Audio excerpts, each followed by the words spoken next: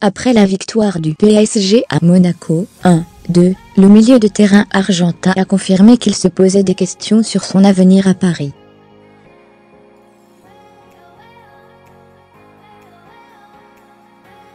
Javier Pastore semble s'éloigner un peu plus chaque jour du PSG.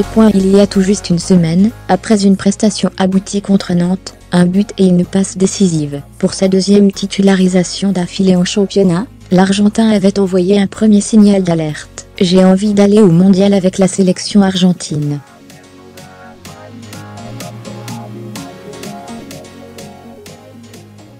Or, si le sélectionneur voit que je ne joue pas ici, ça sera difficile d'être appelé.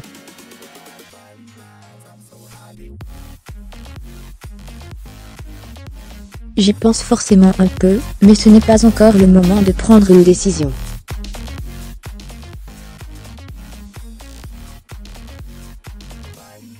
Or, depuis, sa situation personnelle ne s'est pas franchement arrangée. Relégué sur le banc contre le Celtic Glasgow en Ligue des Champions, 7-1, avec moins d'une demi-heure de jeu pour se dégourdir les jambes. El Flaco a une nouvelle fois dû se contenter des miettes dimanche soir à Monaco, 1-2, en clôture de la 14e journée de Ligue 1.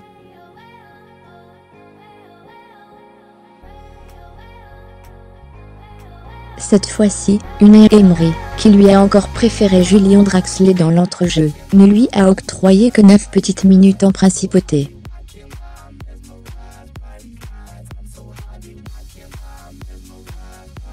De quoi renforcer ses doutes sur son avenir dans la capitale. J'étais déçu, j'ai toujours envie de jouer, a-t-il reconnu dans les coursives du stade Louis II.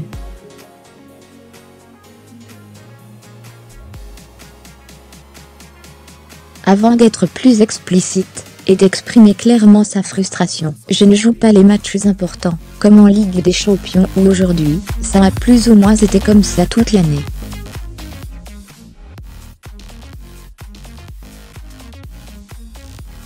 S'il n'a pas confirmé les informations parues dans l'équipe durant la semaine, évoquant une demande de départ auprès de ses dirigeants, Pastore, joueur phare des premières années du PSG version qatari, ne cache plus se poser énormément de questions sur la suite de sa carrière. Il est sous contrat jusqu'en juin 2019. NDLR.